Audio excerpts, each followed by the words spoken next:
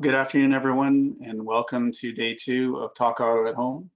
I'm Brian Murphy, the VP of Research and Analytics at Canadian Black Book, and we're just going to give everybody an extra 2 minutes to join. So just hang on and we'll get started, and thanks for joining.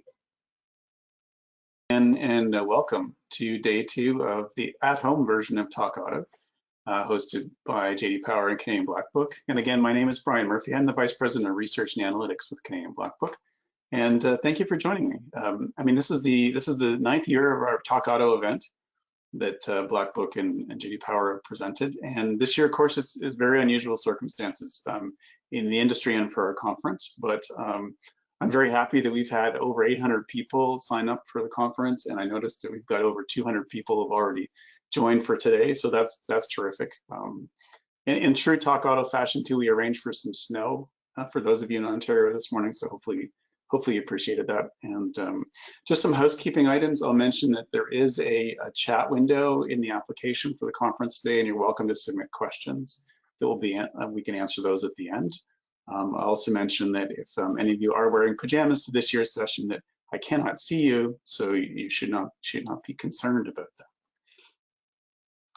So the first order of business is to thank our sponsors this year. Without the participation of our sponsors, it wouldn't be possible to present this conference. So the special thanks to Simtech and Scotiabank for being our premier sponsors.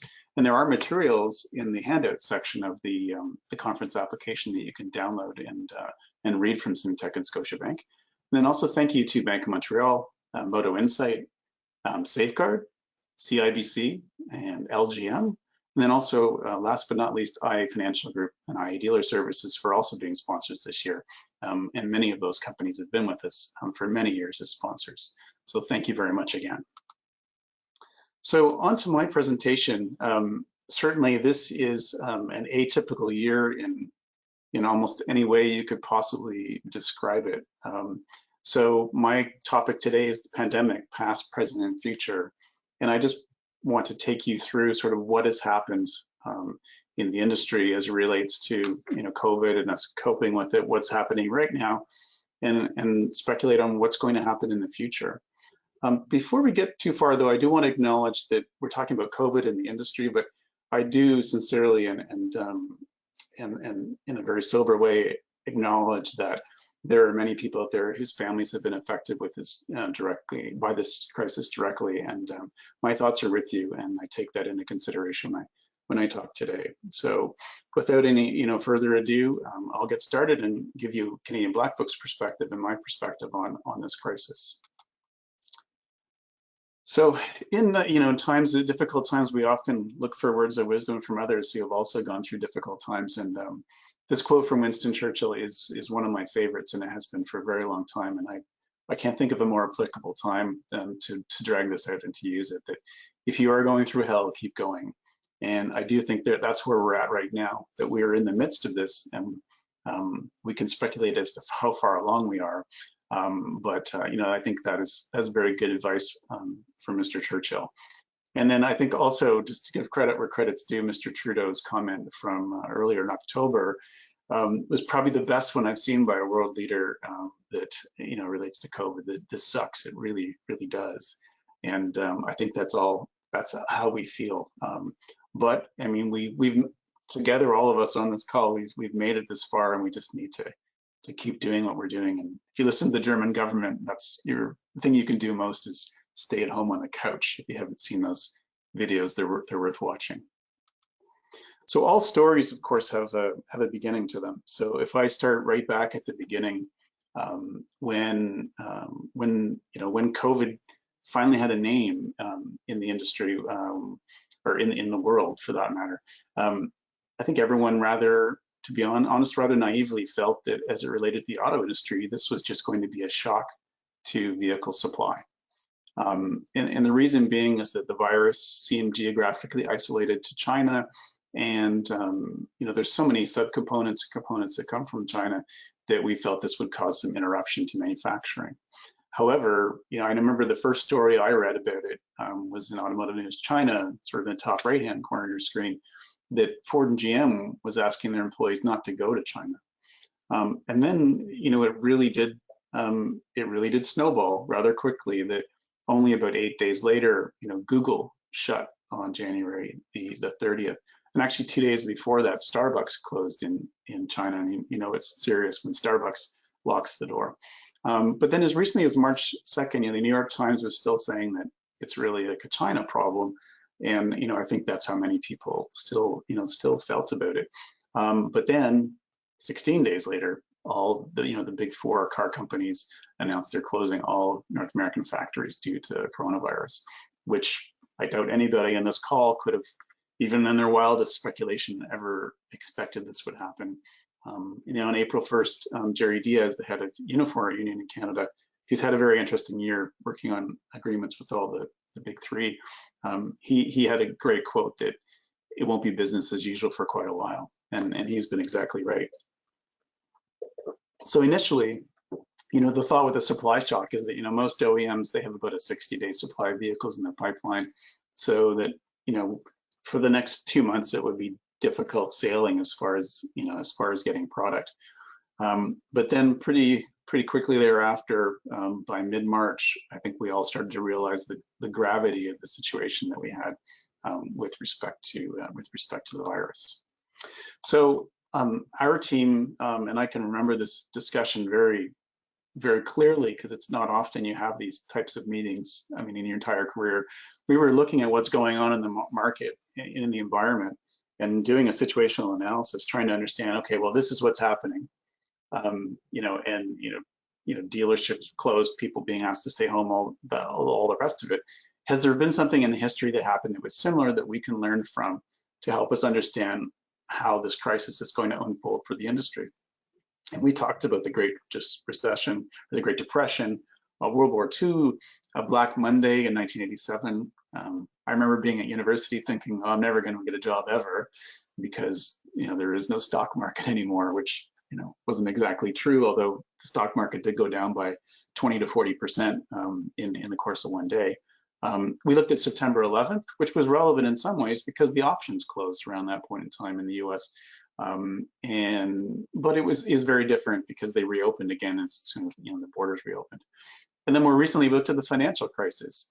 But at the end of the day, we realized that none of these events were really remotely like what we're facing right now. So we were essentially, at least in modern times, in uncharted territory. In fact, the only thing that has happened to the world that's very similar to this is the Spanish flu. So obviously it happened 100 years ago, but it was the most like COVID that some 55,000 Canadians died, 675,000 Americans. And the number of people around the world that passed away is up for debate. That historians have recently revised the number because record keeping being what it was and medical understanding and know-how was more limited than today. But just to illustrate how long ago it was, Canada was the second largest producer of vehicles in the world. There was less than 300,000 cars on the road. And I've jokingly written in my slides, these were all well-known brands like Brooks and Redpath and Tudhope, McKay, Gulf Gas Electric, personal favorite from my hometown of Cambridge, Ontario. Of course, none of these brands are around today, but the only one you recognize would be the last one, which is McLaughlin, started in Oshawa, Ontario, and that's what General Motors purchased to build what is General Motors Canada today. But there are a lot of similarities. You can actually see a group picture of paper boys. I think they're almost all boys, actually. Paper boys from Winnipeg Free Press. They're all wearing masks. They're not social distancing very well, but it should look quite familiar. And then for those of you who are interested in hockey, which probably quite a few of you on this call are, you can Google the 1919 Stanley Cup Finals, and it's a really interesting piece of history and also hockey history. That back then, Montreal Canadiens were playing the Seattle Metropolitans in the Stanley Cup, and the playoffs were halted because about 10 players were ill. In fact, sadly, one of the Canadian players actually passed away. But that's the only year in the Stanley Cup where there are two names engraved on the cup. The Canadians actually tried to forfeit the match and say that that Seattle won, but the agreement was that no, both names would be on the cup. And of course, it's as a side note, affected sports in this era as well. But of course, this happened so long ago and the auto industry is a little different than it is today. Although I should mention that the Galt gas electric is a hybrid electric vehicle. So back then we were on the right track. And then more recently, we looked at the financial crisis, and I imagine of the people, it looks like there's almost 300 of you out there. So good afternoon if you're joining. A lot of us would remember this. You know, I certainly did. I was working for an OEM at the time. It did not look good. But the economy, you know, the economy declined back then by almost 3%. To put it in perspective, this year, first quarter growth went down by 8%. Usually economists get excited if there's declines of any nature 2 quarters in a row. Unemployment in the financial crisis went up to 8.7%, but this year up to 14%. And back then, you know, I had to look this up because I sort of, it's ancient history now, I've forgotten it, that sales fell by 11%. But very importantly, they did not recover until 2012. And I'd say that what's going on right now in 2020, I don't think too many people would debate this. It's a little more severe than what we saw in 08, 09. And leasing, at the time I was working at Infinity, and as a luxury brand, leasing was critically important, but you know, we were not able to lease vehicles because we had no money from financial backers to do so. But this is very different than what we're facing right now. You know, and back then, wholesale values in the used market, they went down by about 10%. But the reason they were going down is very different than what we face today. Back then, as an industry, we were leasing far too many cars. About 50% at the end of what was being sold was being leased, and it's just not a sustainable amount. And that all that extra supply was putting a lot of downward pressure on prices. So, you know, this time is very different. It's you know, it's really only you know, a world war or a pandemic that causes businesses to close, or flooding, or you know, fires in Fort McMurray in Alberta. Were also considered when we thought about this, but it just doesn't happen. So if you remember back, it seems like a long time ago, it was about 240 days ago, but dealers in Quebec and Ontario, for example, were closed. They were deemed non-essential. There was lots of debate about whether sales was essential, service was essential. Wholesale auctions closed in Canada and in the US. But as a result, we had the auto industry unplugged. There were no sales, no lease end terminations, no trade-ins, no repos, no wholesale activity. Everything just stopped, which I think if you'd asked me or anybody else in this business a year ago if that was possible, we all would have just kind of laughed and thought it was a strange question and said no. But it's all very real. And just to put it in perspective, this is new vehicle sales by month back to right after the Second World War. That if we look at what happened in April, where the industry only sold 47,000 cars, this is the last time it was so low was January of 1971. So this is, you know, this is just a crazy decline in sales. In fact, if you actually look at the 08-09 crisis, you can see that yes, sales went down, but it was nothing like what we've seen. Nothing like what we've seen this year. So I think we're all, I mean, I'd say hands up, but I can't see you. I'd say hands up if you all feel like you're in a bit of a shock, because I do think we feel like that, I don't know, sort of a COVID shock. And we have COVID fatigue, there's probably COVID shock too. So just diving into more detail on what's happening this year, I think some of you probably seen these numbers, you're living these numbers, but the end of Q3 sales were down by 23.7%. You know, our team called back in April that we thought sales were going to go down 25%, so we're pretty close to that. It's now estimated sales are down 21.6% as of end of October. And you can see from the graph there that in September we did have a positive month compared to September last year, which is quite impressive. And October down a little bit. It's my expectation that we will see November and December be down as well. And I think there's a lot of risk with the December sales if we all go into a lockdown state. In May through July, there was a lot of pent-up demand in there. In fact, we were saying that phrase around the office so often that some of my colleagues were starting to tease me a little bit about it, but that was true. All those people that couldn't or wouldn't buy cars came out of the woodwork, bought cars. but now we're with what I would consider a more natural level of supply in the marketplace. But one of the effects of all of this is that we've eliminated some future supply from the market. So there'll forever be fewer 2020 through, say, 2022, possibly even 2023 model year vehicles. That will help, all things being equal, to keep prices up. And so far, the industry, and these are remarkably large numbers, the industry sold around 360,000 fewer vehicles this year than same time last year. The US market actually sold 2.5 million vehicles fewer. So I think on this slide, what we're watching for is November, December, it seems like Ontario, Quebec, BC, almost really every province except for some of the East Coast ones are probably headed towards another lockdown. And it's our hope that dealers will be declared essential services and they'll still be able to sell, maybe with an appointment, but time will tell. The other part of sales is affected drastically too, and I just have a slide because it's a very different part of the business.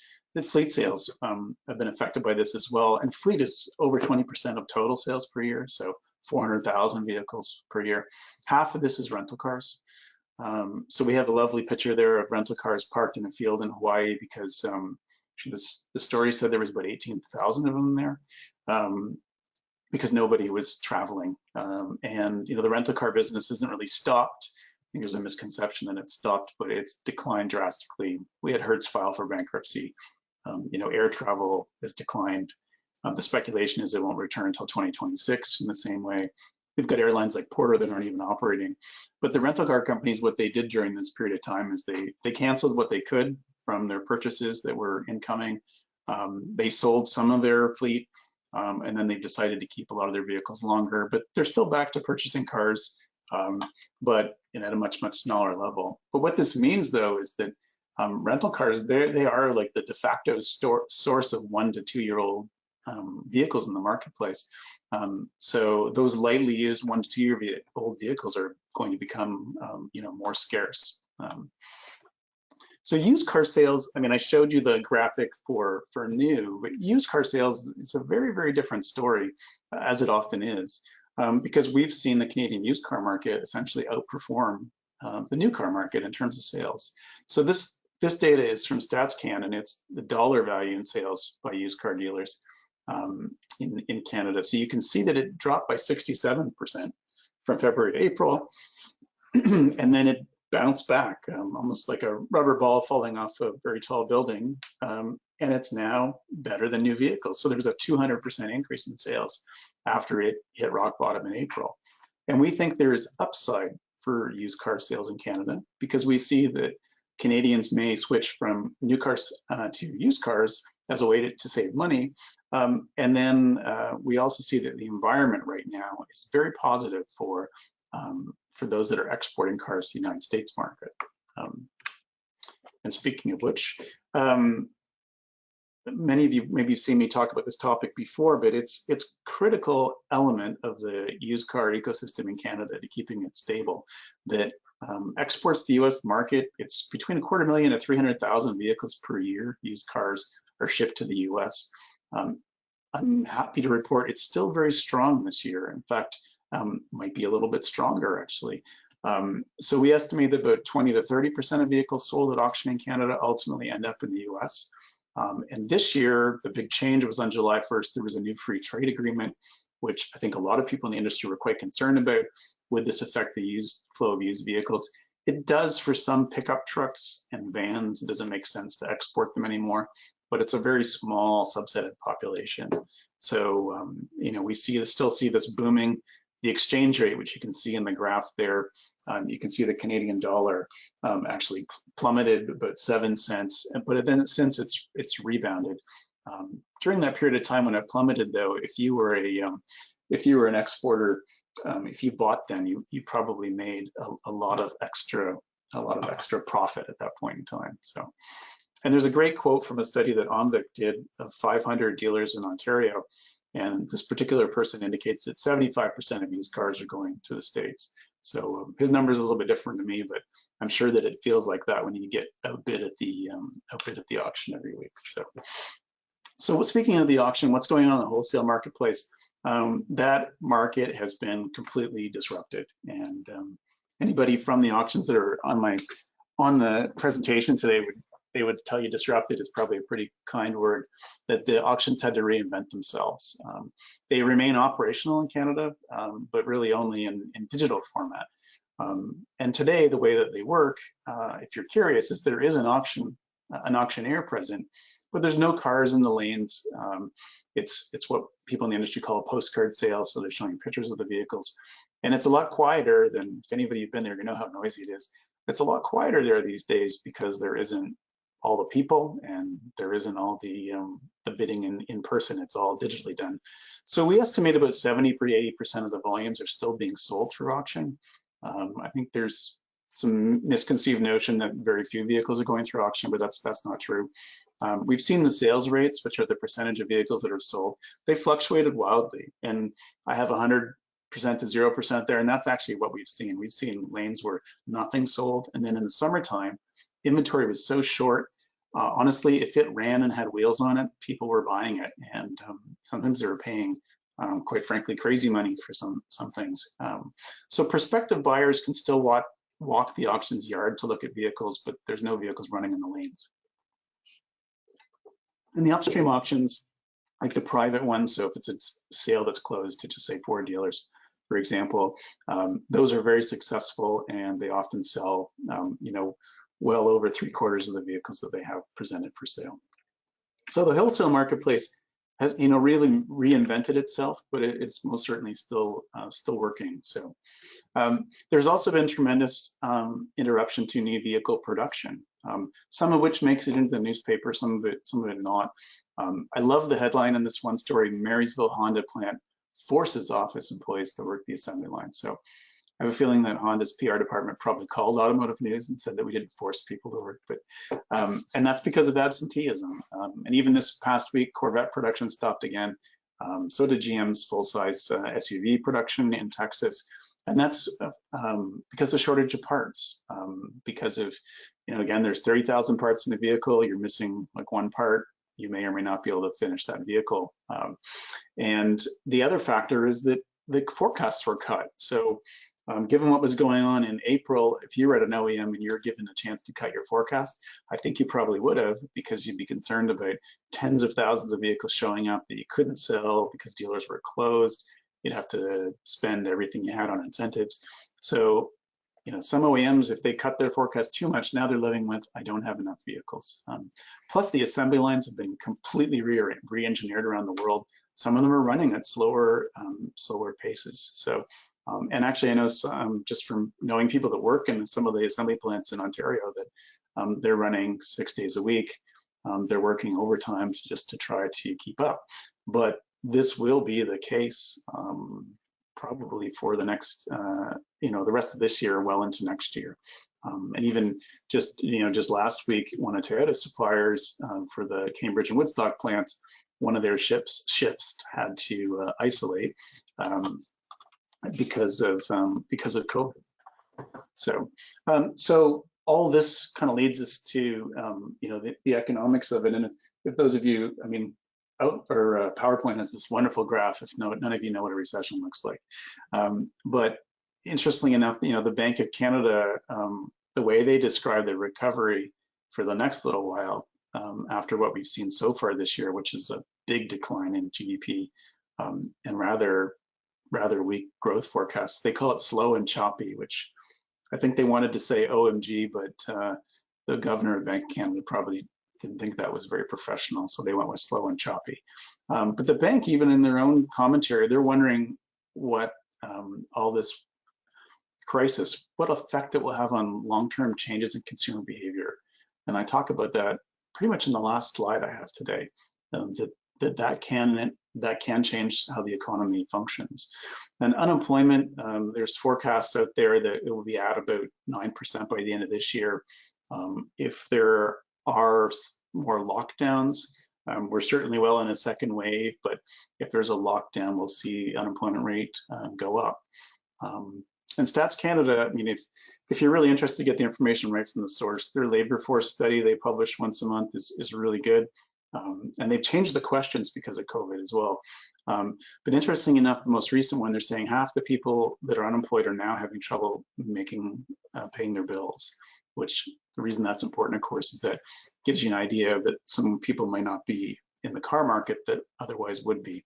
And then more than 500,000 Canadians are what economists call discouraged workers, that they didn't even bother looking for a job.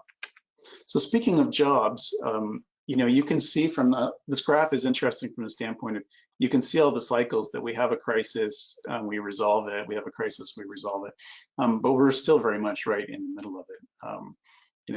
Whether it's probably some of us don't even remember there was a recession. I think as a kid, I remember that was the first time I'd ever heard that word, but we do seem to have them every so often, but this one is one of epic proportions. And unemployment, I mean, it did go up to 14% from essentially was record low levels. At one point it was 5.5%, but it's now gone to slightly more respectable 9%. But that certainly doesn't help the demand for vehicles out there. So one last sort of economic slide I'll leave with you is consumer confidence. And I mean, this is a big one. I can't stress enough the importance of this aspect of our economy. That when economists talk about this, the reason is that they talk about it frequently because it is important. So when consumers aren't confident about the economy, no surprise, they cut back on expenditures. They don't go buy a new dishwasher. They don't go on a trip. Of course, we can't go anywhere right now anyways. So, but you don't buy a dishwasher. You don't buy a new car. These expensive things, economists call them consumer durable goods. So, confidence trends have stalled. This is Nanos's, and it's freely available on their website. It's a very good one. It comes out every week. That's their indicator of consumer confidence. But most recently, the number of Canadians that believe the economy will get weaker is now at a 4-month high. So it's safe to say that people are not feeling very optimistic about it. And the reason this is so important, that economics, of course, is enormously complex, but it all comes down to what the individuals in the economy do. You can Google methodological individualism, but it basically boils down to economy is like the product of what all the individuals in it do. And right now, if the individuals don't feel confident, they're going to stay home, not go to the mall, not spend on Christmas, all those sorts of things, just not spend. So I picked this slide because I couldn't find a good picture of a dumpster fire, but essentially this is where we're at. This is what it feels like from an economic standpoint and industry standpoint. From this picture, it's not clear to me why that train went off the tracks, but it's clear that they have a mess to clean up in the same way that we did. So the next part of the presentation, I'll talk about why this is happening and what we think will happen. So some of you may have seen this slide from me before, or a similar one. And the reason I have it is I think it's critically important to understand what's going on. That there's so much complexity, too much, to be honest with this situation. But it helps if you strip away all the noise and just think about it in terms of supply and demand. And this is a very old concept. It's over more than 300 years ago that John Locke wrote about it. He's a good follow on Twitter, by the way, but I recently found out it's actually not really him. It's just somebody pretending to be him. But you can't really underestimate the power of this force in economics, because it really is everything. If you go out and try and sell a black and white TV today, you'll know what I mean, because you won't get anything for it because there's no demand for it. And it's shocks to these supply and demand curves that have driven exactly what's going on today. In fact, you can almost explain everything that's going on, using this. And strange things happen with supply and demand, by the way. In fact, our American friends in short time are going into Thanksgiving. And I just want to ask you, I guess I can't really ask you because you can't answer, but what do you think happens with the price of turkey at Thanksgiving? And if someone asked me this without me researching it, I might have got it wrong. But the answer is that prices fall for turkey at Thanksgiving in the US by about 10%. And the reason that is that there's 600 million pounds of frozen turkey that have been stockpiled for the last 3-4 months. So it's a question of supply and demand. And that's exactly what's going on with cars.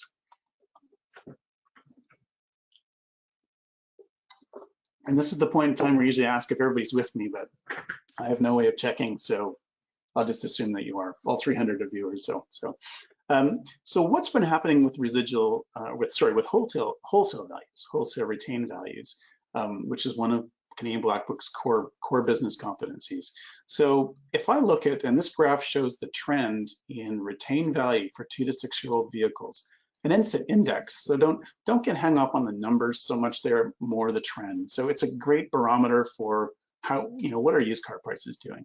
So what we've seen happen is that, values were doing some interesting things. Well, they always doing some interesting things, but for 10 years, values were really going up.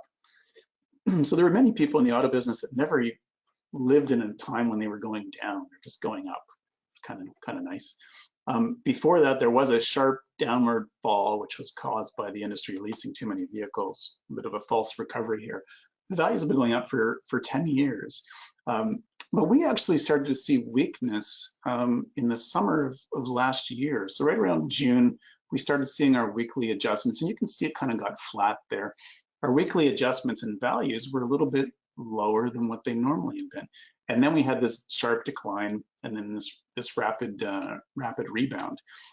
So I'll try not to use the word roller coaster too much in this presentation, but that's really what values have been doing. And if we look to the US market, and this red line for Canada is the same line from the previous chart, and the methodology to do this is the same. It's actually, yeah, it's exactly the same. But I just wanted to show you, because the US market is, again, in this case, quite different than the Canadian market. That previous to this, Canadian values and US values were actually getting a little bit closer together, but the US market actually dropped sooner because of COVID, and then rebounded really like a rocket ship, essentially. There's no other way to describe it. And that has a lot to do with, they are different markets, but the US government assistance was different than Canada. For the US government, their assistance was more broadly paid out. So everybody who filed income tax who made less than a certain amount of money, there were state incentives and so on. So they were actually quite generous. So we speculate that a lot of people spent that money on buying cars, and that's why you saw values go up so very rapidly. And today the values are quite a distance apart, which is just another factor that goes into why you may want to ship a car from Canada to the United States. So in preparing for this presentation, I was trying to figure out the best way to explain how this works. And to me, it seems like it's chapters in a book. The book is still being written as we're talking today. Don't ask me how many chapters there are, but so far I'd say we've written about 4 of them. And I'll just go kind of through each of them in order and explain what happened. And I'll just spend a few minutes doing that. So last year at TalkAUTO, and I say raise your hand if you're here, so everybody raise your hand. I had talked about my market update in terms of a weather forecast. So I was saying it's partly cloudy because I thought there was a risk of recession. And the reason I was saying that was because there was weakness in the bond market in the US, and usually that means there's going to be a recession. I guess I'm regretting saying that, but it did come to be true, but not in the way we expected. We were expecting values to soften in the used car market, but soften, I mean like 1%, 2%, not like 7.2%. And we thought that sales would be down a little bit, new car sales would be down a little bit. But back then, as I mentioned just a moment ago, values were already starting to go down, but it was sort of calm. Basically 0.2, if you can read it on here, 0.2 per month is about a normal amount of adjustment, but the adjustment started to accelerate, just like a snowball going down a hill. So chapter 2 is, this is when things got bad. So I guess I can't ask you, what was your last day in the office? Well, mine was March 13th. I had a meeting with a client that day, and I haven't had too many meetings since then, as you can imagine. So from March to June, values fell by 7.2%. And I just mentioned a moment ago that usually values change by about 0.2% per week. So 7.2 is like several years of adjustments all at once. In fact, we have a daily meeting with we have sort of 2 daily meetings with our analyst teams. And the consensus was, well, I just adjusted these vehicles yesterday and it looks like we'll have to take them down again. So everything was just going down, down, down. But then it stopped around June 12th and our team's adjustments became smaller. And June 12th is right around the time in Canada where, I think retailers were, dusting themselves off and, dealerships were open and they were selling cars. And right around that, the time in March when everything shut down, we were working on we do RV forecasts every 60 days. So we were working on the one for May and June, and we did something extraordinary. Not extraordinarily good, but extraordinary in terms of extraordinary adjustment, sort of like what accountants call an extraordinary event. So we made an extraordinary one-time adjustment to our RV forecast. We took RVs down somewhere between -4% to 0% at 60 months as a one-time reflection of what we thought the damage should be from COVID. And we felt that the risk was greatest in the 12 and 24 month, because 24 months from now, we'd still be in the thick of this. And this was all based on, we had 2 scenarios for car sales. One was a 40% drop in new car sales, which was based on dealerships closing for many, many, many months, and then a 25% drop. We based this on the 25% drop scenario. We haven't had to adjust it again. We make our normal adjustments month over month, but we hadn't had to do an extraordinary one. So from June to September, as I mentioned, I said on June 12th, value declines kind of stopped. And then like a switch was flipped, values rose dramatically. So there's the proverbial roller coaster. You can figure out what part of the roller coaster we're having to be on at the moment. But values went up by 10%, which again, it's 2020, but normally these things just don't happen. So our retained value index is now at a record high level. Vehicles are today, as I'm talking to you, retaining more value than they have in any time since 2005. And that's, inflation's factor into there, so it's not inflation. So, but then September till now, kind of the last chapter, what's been going on then? So in fact, we're kind of at the end of chapter 4 and maybe just starting chapter 5 or chapter 4.5, but we had values for wholesale stay stable for 8 weeks. So wholesale prices, and there was fluctuations from one segment to another, of course, as there always is, but in total, they were pretty stable. But then in the last couple of weeks, we've seen depreciation start to increase. It's not still a lot more than normally this time of year, because normally this time of year there's seasonality, and values do actually go down. But we have seen prices start to fall again, and it's our expectation that for the next 3 to 9 months, the prices will fall, wholesale prices again, until they stabilize. So, I mean, this is the graph again, but you get a sense of we started to go down slowly. We went down a lot, way back up, down stable, now starting to go down again. And it does very much feel like the proverbial roller coaster. I should have warned you to see this graph again, but all of this up and down is all due to supply and demand. So we had a period of time there where the supply of used cars was greatly impaired, that there were no trade-ins, there were no repos, there were no lease returns, there were no rental cars being sold. So prices went way up. Unfortunately, we're now at the point where demand is expected to get a bit weaker because people are losing their jobs. There's been a big increase in the filing of personal bankruptcies in the last little while. It's still radically lower than it normally is because of all the government assistance, but the last stat was almost 20% increase in personal bankruptcies. So those supply and demand curves, they will keep shifting around, and it's also impacted by the stock of new. We know that some retailers are switching over to focus more on used car operation because they can't get as many new cars.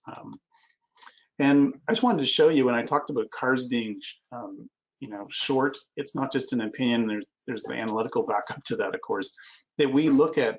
One of the pieces of data we use when we're doing our modeling, understand what's going on in the market as we look at cars listed for sale in Canada. So this graph, what it shows is, we're looking at any time between 100,000, 85,000 cars listed for sale on dealer lots. I usually look at the green line, which is the 14-day moving average, but this is days to turn. So way back in late part of May, days to turn is around 75 days, but it's fallen by a full month to around 45, 46, 47 days recently. And some of this we also think is, not only is it supply and demand, but it's also dealers managing supply. That dealers, they want to have enough cars, but they don't want to have a extra because they play floor plan assistance on that, or they just don't want to have a lot of money tied up in inventory because, we don't know what will happen next week when dealerships have to close. So inventory is really tight, and that's why prices are staying so high. And we've seen wild fluctuations too in the vehicles listed for sale. So in May, when dealerships reopened again, I would speculate this is them listing all their cars that they hadn't bothered to list before. But then they sold through those because of pent-up demand and these are all used vehicles. And then they went through a period of time where there wasn't as many vehicles listed for sale, and it's starting to creep up again. But it's very unstable and not normally like this. Not surprising, just given what's going on, of course. So this is the risky part of the presentation. This is where I suggest what will probably happen. I say risky because there are so many variables going on right now. There isn't a normal year, but as we've talked about, it's anything but a normal year. So just in the last few slides, I'll talk about what's going to happen to new and used car sales and what will happen to wholesale prices and residual values, and hopefully we'll leave some time at the end for questions. So I'm sure some of you are probably expecting to see this slide in here somewhere. The reason I've included it is because it's very important. So everything that's going to come in the next year and a half, 2 years is all about this. And we're tired of seeing it, probably. I know that I am, but it's all about how we do versus the vaccine, because it impacts consumer confidence. It impacts whether stores are open or closed. It impacts whether governments have to help people and so on. And I think right now, back to hockey analogy again, that I don't think we're at the third period. This is maybe the beginning of the second period, and we're kind of getting killed. We're getting clobbered. It's not a good feeling. We are losing to the other team. So, I mean, today we have 50,000 active cases of COVID. And just a month ago, there was only 21,000 cases. So I won't bore you with the rest of the numbers, but the trend speaks for itself.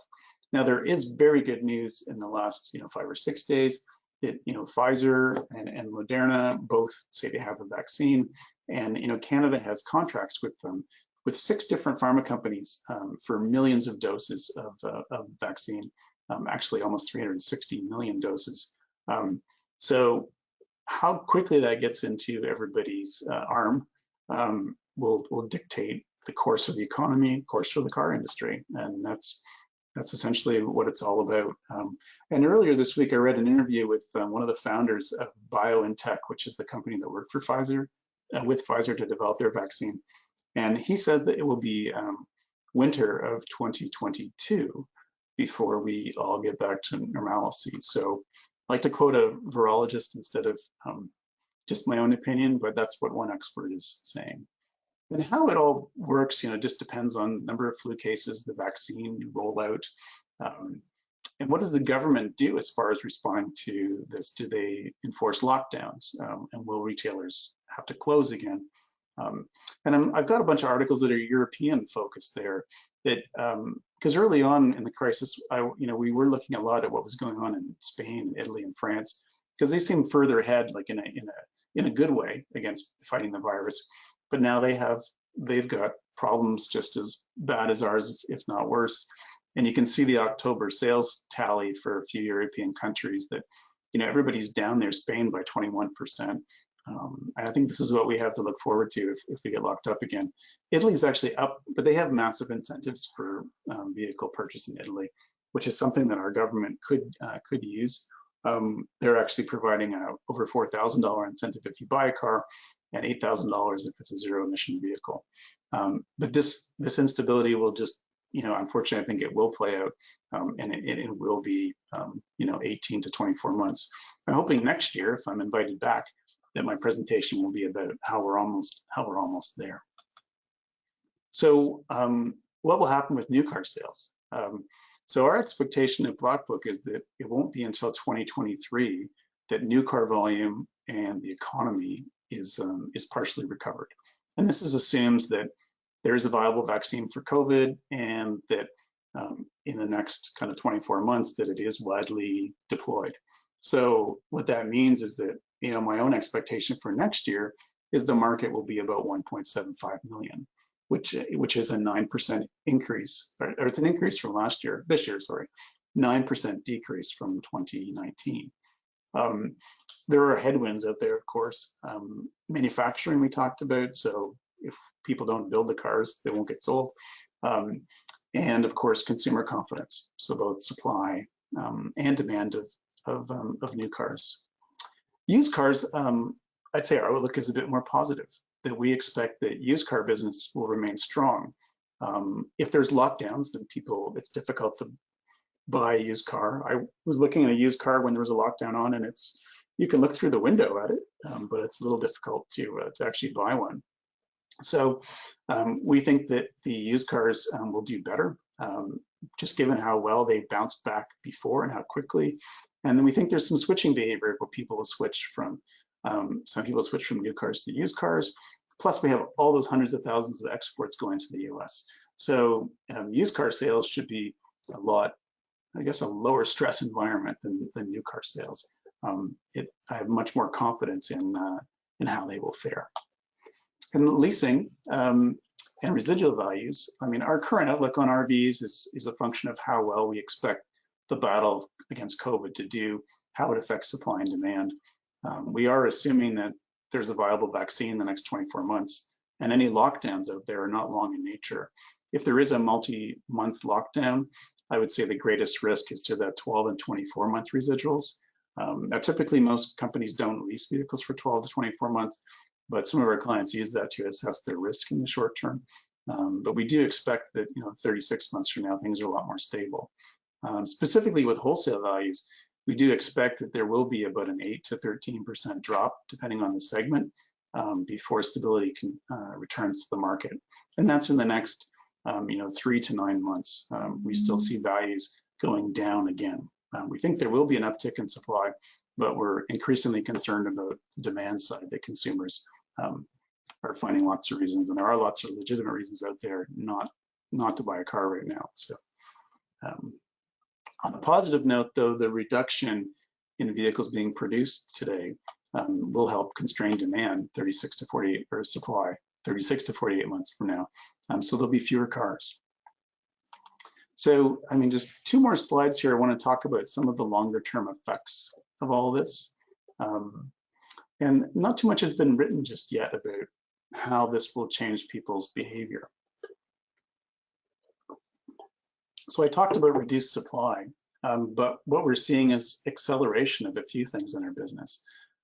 Digital retail sales, both new and used, and digital wholesale sales are accelerating quickly. In much respect and kudos to Genesis and Hyundai for jumping on e-commerce and the ability to completely deliver a car as they do, and they have been able to do for quite some time with Genesis. They were several years ahead of everybody else with this, working with Moto Insight here in Canada. And this is a model everybody wished they had, because they'd like to be able to do contactless commerce. And this is going to be the way of doing things for both new and for used vehicles. I think it's reasonable to assume too, there'll be some job changes at retail.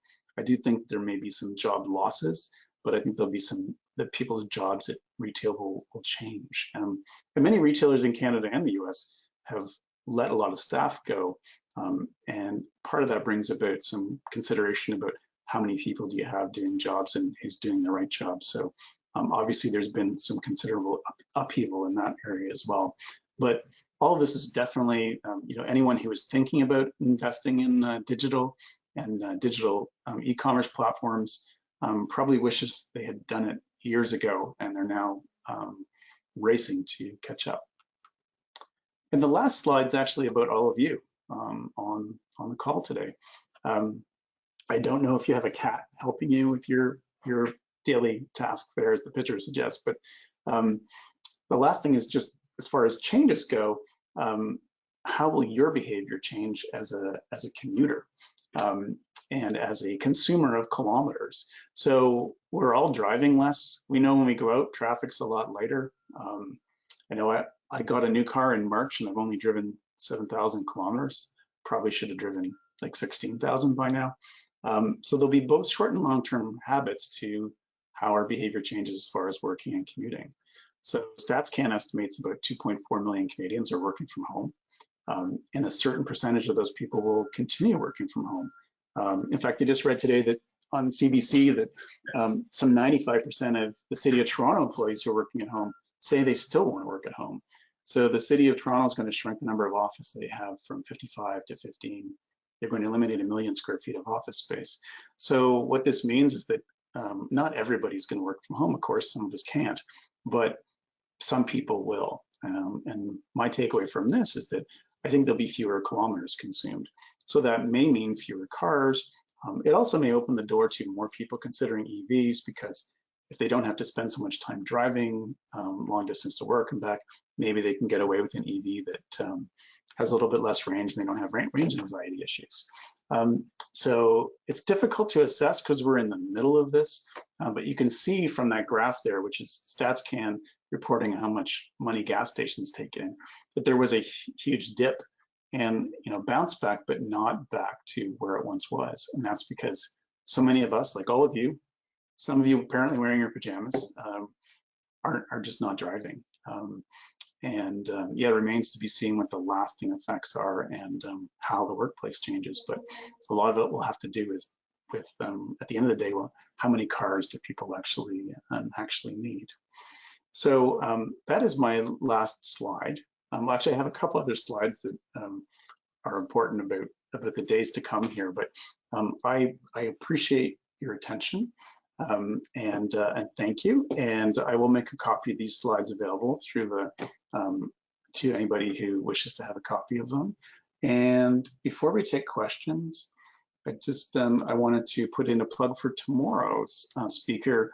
We are very, very lucky to have Ariane Walker with us tomorrow, who's the chief evangelist for Alexa Automotive at Amazon. And I think we're very interested to hear what she has to say. So maybe we can find out if Alexa will one day drive us to work. So I guess that's a good question for Ariane tomorrow.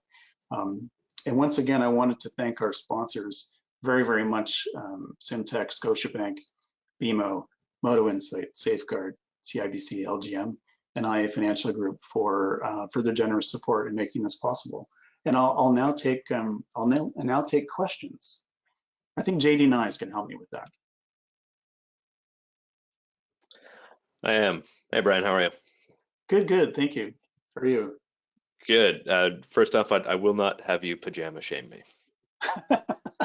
Okay. I don't even know what that is, but okay. Well, you're currently mustache shaming me, so you got that. Yeah, sorry. I have raised $400 for this mustache, just so you know. So. Well, that just means you're about 2 weeks away from raising the additional $400 when your significant other pays you to get rid of it. Yeah, that's basically the plan. There you go. So right at the end of your session, Brian, you mentioned just to get off the general topic of global pandemics for a minute. You mentioned a transition perhaps to more EV adoption. Mm-hmm. In terms of residual values, though, what's the early take from your side on how those vehicles are going to perform from a residual perspective? Yeah, they've been the most difficult vehicles to forecast for everybody, because we went through that phase with the early vehicles, like the Mitsubishi i-MiEV, the first generation Nissan Leaf, the electric smart car. They did not perform well in the market because I think they were just such an unknown quantity. Plus the smart and the i-MiEV were fairly small in size. but we're now kind of transitioned beyond that. So, certainly some of the new product from Hyundai and Kia and the Chevrolet Bolt with the B, those ones they're starting to perform. I guess more normal. We use that word a lot this year, but in a more normal fashion, and we expect that to happen. I think Jeff yesterday talked about, we'll have over 100. Won't be too long till there's over 100 EVs. So we think that what will happen is just very naturally over time, the residual values will creep along to the point where they are behaving normally. But right now, I mean, it's back to supply and demand again. That consumers actually, I saw some research about how many people have been in an EV, and surprisingly, very small percentage. I think we all forget we're in the industry. Sometimes we get to sit in cars and drive them fairly often. The consumers still have to get over that. So yeah, we're headed there, but I think it's going to take quite a while. And government incentives, they can be good or bad, but they kind of distort the market too. They can make it look like there's more demand for them than there really is. So yeah, we're getting there, but it's still baby steps, and I think it's still going to take probably some 15 years or so before they're really truly functioning from an RV standpoint the same as their internal combustion engine peers. Fair enough. That was the JD Power Canada Mobility Confidence Index you were referencing before. So thanks for the plug. I appreciate it. I beg your pardon. CJD after the show. Yeah, exactly. So we did have a question around subscription services. So if people are deciding that maybe they don't need two cars, maybe they need one car plus the flexibility to add another. How do you think alternate mobility options like car sharing or the now slightly more popular talking point around subscription services around the vehicle will play out over the next few years? Well, I think that, right now is not such a great time for the subscription services, because I think people are, they're nervous about sharing a car that some perfect stranger was just in like a half an hour earlier.